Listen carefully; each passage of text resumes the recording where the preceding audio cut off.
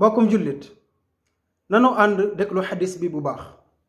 dafa am benn bis yonent bi sallallahu alayhi wa sallam ànd ak lenn ci ay saxaaba di dox di dem.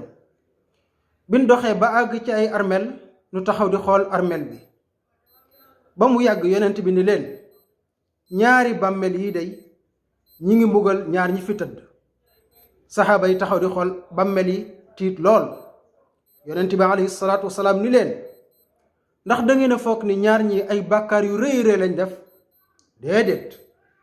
kenn ki day lim doon def mooy ci àdduna saa yu daan tuur ndox, maanaam saa yu daan saw, ngeen baal ma ci kàddu gi, saa yu daan tuur ndox daawul xaar ba ndox mi siit ba jeex mu raxasu door a dem, daaw ko def.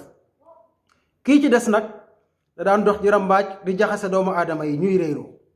kon yow sama mbokkum jullit, saa yooy tuur ndox loo yàkkamti xaaral ba mu siit ba jeex nga wut ndox raxasu door a dem.